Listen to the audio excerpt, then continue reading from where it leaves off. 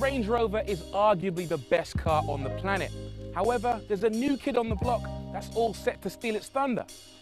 Luckily for Land Rover, that car isn't made by a rival manufacturer. That car is the Range Rover's little brother, the Range Rover Sport. Land Rover's engineers claim this is the ultimate luxury SUV. They say it's the fastest, most agile and most responsive Land Rover ever, that it can go anywhere, do anything. And it's around £20,000 cheaper than its big brother. They talk about it as if it's some kind of messiah on wheels, but it's difficult to believe the hype. Surely there must be something wrong with it. One thing that could easily be wrong with the new Range Rover Sport is that it could lack comfort in comparison to the standard car. And to be fair, it doesn't glide around in quite as luxurious a manner. The suspension architecture is pretty much all new, and you can really feel it. It is a lot more jiggly than the full-fat Range Rover. Also, the seats are different. Land Rover has changed the density of the foam in the seats to give them a firmer, more sporting feel. And the overall effect is that it feels a little harder than the standard car. There are other potential drawbacks. There's less rear leg room than in the standard range, less boot space, and although the Sport has a third row of seats, they're unbelievably small, and even fitting kids inside is tantamount to child abuse. But these are all minor gripes. The car offers more space than most people would need, more equipment than you'd know what to do with, and above all else, it's fabulously well put together. This is still a big, luxurious car. You've got a 23-speaker Meridian audio system with speakers in the ceiling. You've got a central storage binnacle that's big enough for a bottle of champagne, a rear seat entertainment system. This is just absolute luxury. Being in this car is a bit like being in business class on a Boeing 747. In fact, if I was to travel on a plane, I probably wouldn't want to get out the Range Rover Sport. I just want to drive it straight onto the plane and up into business class. In fact, I think that's exactly what I'll do.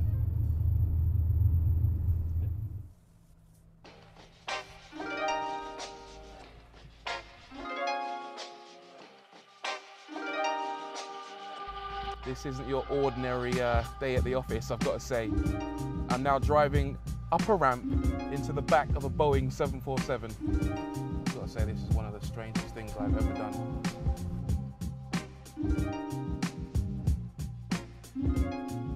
I think right now I'm in economy class, and as we go through the cabin, I can see the two overwing exits, but I won't be needing them anytime soon.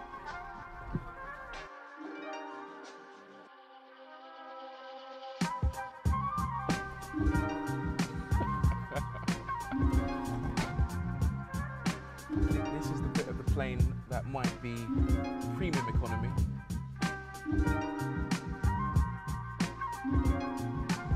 You got any sandwiches?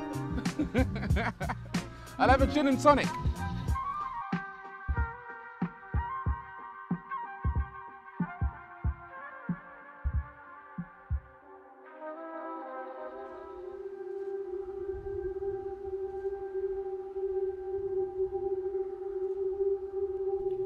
The next logical assumption to make is that the Range Rover Sport is great for performance, but rubbish at everything else the full-fat Range Rover is good at, i.e. off-roading, right? Well, wrong.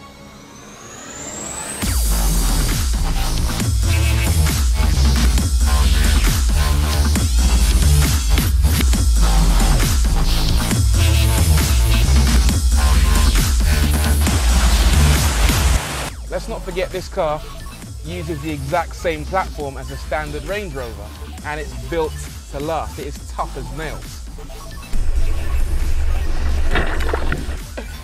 The car is a little bit firmer on road, so the ride's a bit jigglier, and naturally you would expect that to be the case off-road as well. You expect it to kind of shake your bones, but really, I'm cruising around this off-road track in relative comfort. I feel like I'm in an armchair, even though I've got at my disposal over 500 horsepower.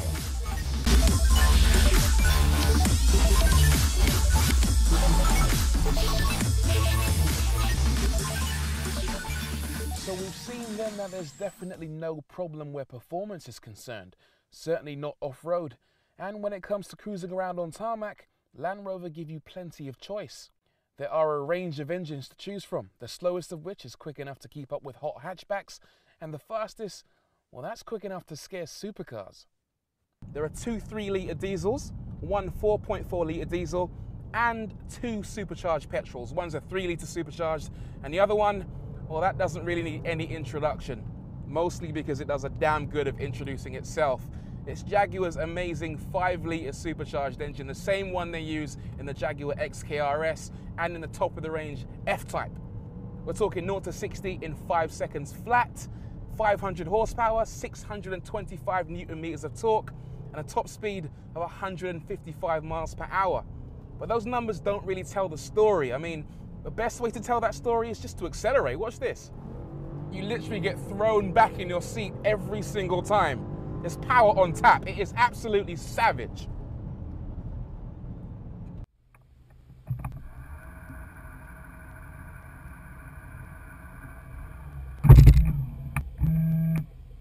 Now, one of the best ways to test whether this new Range Rover Sport is better than the previous model is to do a 0 to 100 back to 0 run. The previous car did it in 19 seconds-ish.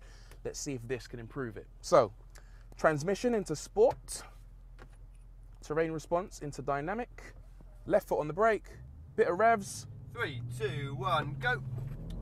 All right, Chris, my instructor, has the stopwatch. So we're doing 60 miles an hour, 80, 90, get ready, 100, brake, brake. Hard on the anchors. Keep braking. Woo! Wow. That is savage. What's the time? 16.63. 16, so 3 seconds quicker than the previous car. That felt good. Now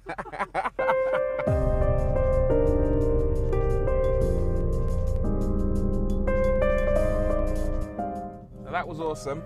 I braked when I got to 100, but right now I think it's time to do a VMAX run, top speed, and see exactly how fast this thing can go. I'm in the supercharged V8 right now, and they claim 155 miles an hour top speed. I don't know if this runway is quite long enough to get us there, but I'm gonna give it a bloody good go. 3, 2, 1, go. 30 miles an hour, 60, that's in 5 seconds dead. We're up to 70 already. We're breaking the law officially right now. That's 100 miles an hour. 110, 115, 120. And it's so smooth as well. It's unbelievable. 130 miles an hour, 135, 140. I feel like I'm in my armchair. Woohoo! Oh, that was sensational. You know, I expected to feel a little bit more excited, but that was, even though that was thrilling, you know, this car just copes with top speed runs like nothing. Incredible. I can't recommend the new Range Rover Sport highly enough.